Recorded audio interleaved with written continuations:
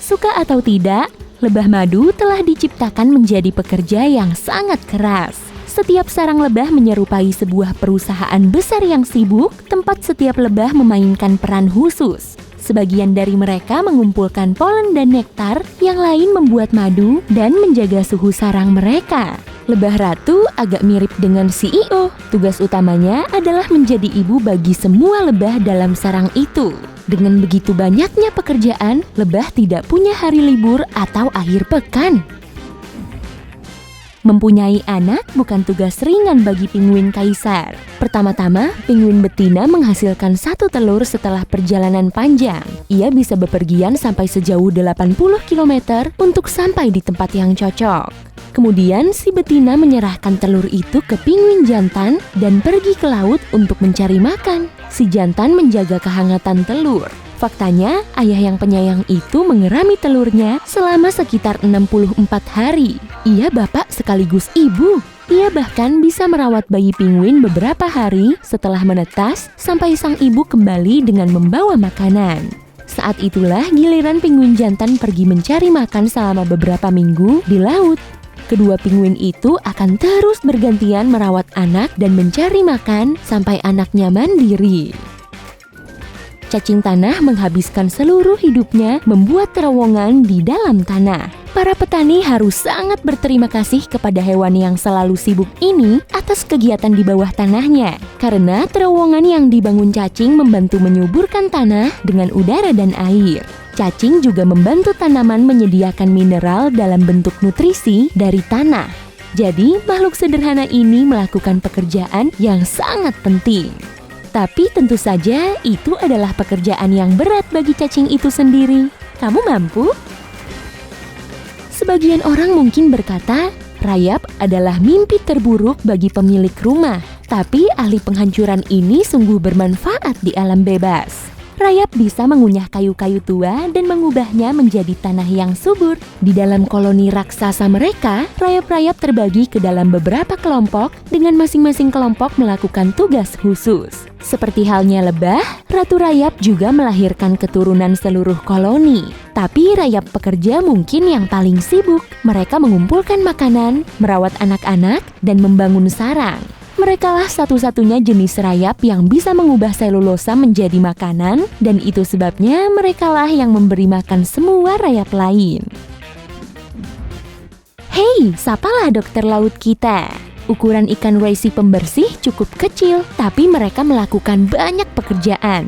Mereka membuang parasit berbahaya dari makhluk laut lain, termasuk ikan dan koral. Raisi pembersih bahkan membersihkan parasit dari ikan-ikan yang sangat besar. Dan itu adalah pekerjaan yang berani, karena makhluk-makhluk yang lebih besar adalah bahaya nyata bagi mereka. Tapi beruntung bagi ikan raisi, para pemangsa itu lebih menghargai layanan medisnya daripada selera makannya.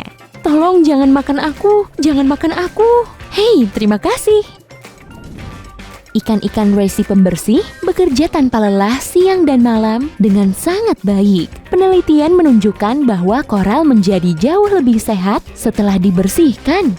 Keanekaragaman ikan juga lebih tinggi di tempat-tempat yang dihuni oleh ikan raisi pembersih. Tentu saja ikan-ikan ini tidak melakukannya karena bermurah hati. Parasit adalah makanan ikan raisi, sehingga pada dasarnya bagi mereka bekerja sama dengan mengunjungi restoran. Itu baru solusi yang saling menguntungkan. Burung namdur mempunyai bakat unik. Mereka mendesain sarangnya sendiri. Oke, semua burung memang membuat sarang, tapi hanya burung namdur yang menghiasnya dengan bunga-bunga, kulit kerang, dan kerikil warna-warni. Tapi semua keindahan ini bukan hanya untuk dinikmati sendiri. Burung namdur jantan menggunakan keterampilan desainnya untuk menarik namdur betina ke rumahnya yang mewah. Hei sayang, mau lihat-lihat alas tidurku? Burung ini juga melakukan tarian berkasih-kasihan. Karena persaingannya ketat, namdur benar-benar berusaha keras untuk mengesankan calon pasangannya. Jadi, itu yang dimaksud kemewahan namdur. Meski singa sering disebut sebagai raja hutan, sebenarnya singa betina lah yang mengerjakan semua pekerjaan. Sementara tugas pejantannya adalah melindungi keluarganya, para betina sibuk membesarkan anak-anak singa, juga mencari makan untuk semua anggota keluarga. Dan ini sungguh pekerjaan yang berat. Rata-rata singa jantan membutuhkan 7 kg daging dalam sehari. Jadi, singa betina yang melakukan sebagian besar perburuan, meski sebenarnya mereka lebih kecil dan kurang kuat dibanding pejantannya. Tapi di sini, singa betina mempunyai satu kelebihan istimewa. Mereka bisa berlari 30% lebih kencang dibanding singa jantan. Dan disitulah kita bisa menentukan batas kecepatan singa. Inilah insinyur alam berang-berang. Mamalia bergigi panjang ini sangat serius mengenai rumah mereka. Pertama-tama, berang-berang membangun bendungan, pembatas khusus yang melindungi mereka dari pemangsa.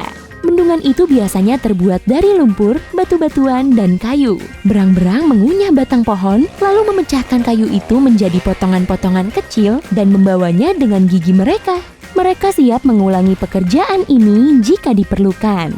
Jika bendungan mereka rusak, mereka bisa membangunnya kembali dalam semalam. Saat semuanya sudah siap, berang-berang yang bersemangat mulai membangun rumah mereka yang disebut pondok.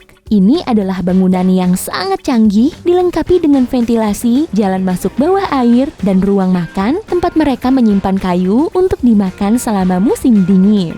Berang-berang rajin juga ya. Semut punya reputasi sebagai makhluk pekerja paling keras di dunia.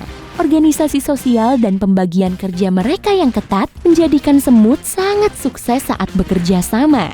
Semut tinggal hampir di seluruh bumi, kecuali di Antartika dan beberapa pulau terpencil. Itu dibuktikan dengan jumlah mereka. Semut bisa mencapai 15-25% dari semua makhluk hidup di daratan.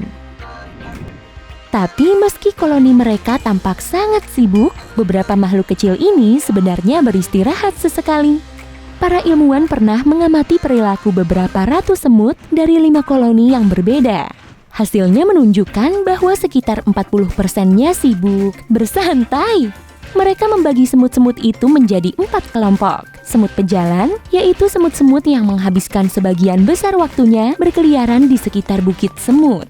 Semut pengumpul, yaitu semut yang melakukan pekerjaan di luar sarang. Semut perawat yang menghususkan diri merawat semut-semut muda. Dan terakhir, semut-semut malas yang tidak aktif. Semut adalah ahlinya bermalas-malasan. Tapi yang paling menakjubkan dari para pemalas ini adalah bahwa sebenarnya mereka melakukan hal yang tepat. Mereka adalah pekerja cadangan. Jika koloni semut itu kehilangan pekerja aktifnya, mereka bisa langsung digantikan oleh semut-semut yang tidak aktif itu. Jadi, sepertinya kita hampir tidak bisa menyebut diri kita sebagai spesies yang bekerja paling keras di bumi. Bahkan, seolah tak punya kegiatan apa-apa, masih banyak hewan yang membantu kita melakukan pekerjaan kita dengan lebih baik. Anjing terapi memberikan kasih sayang yang sangat dibutuhkan kepada orang yang dirawat di rumah sakit atau panti jompo. Mereka juga bisa membantu pasien atau manula berpartisipasi dalam kegiatan fisik dan bahkan mendidik anak-anak. Anjing ukuran atau jenis apa saja bisa menjadi anjing terapi, tapi mereka harus punya temperamen yang tepat dan kemampuan bersosialisasi yang bagus. Anjing pelacak telah dikenal sejak abad pertengahan. Sekarang ini, tugas utamanya adalah mendeteksi bau-bauan yang berbahaya, uang palsu, dan perangkat elektronik. Anjing pelacak juga bisa membantu ahli biologi karena mereka bisa dilatih untuk menemukan spesies hewan tertentu di alam bebas. Anjing pelacak juga dipakai dalam industri medis. Mereka bisa mendeteksi bau spesifik yang berkaitan dengan kondisi medis tertentu. Di masa depan, bahkan mungkin anjing bisa dilatih untuk bekerja saat seseorang menderita demam. Tapi anjing bukan satu-satunya hewan yang membantu dalam pekerjaan kita.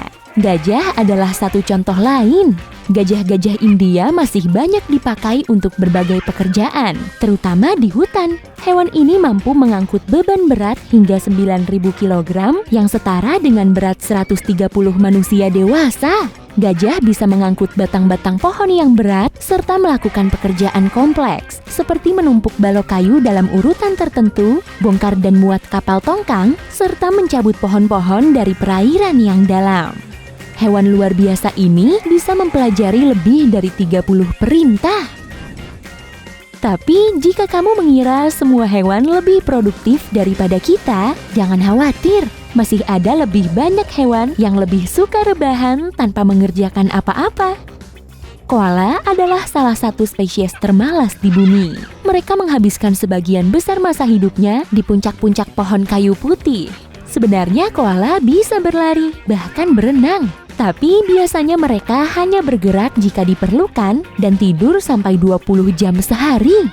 Di saat-saat langka ketika koala terjaga, mereka hanya duduk diam, mencengkram cabang dengan cakar-cakarnya.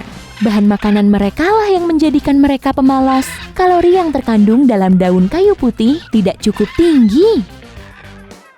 Mungkin mereka harus minum Coca-Cola dan makan pizza?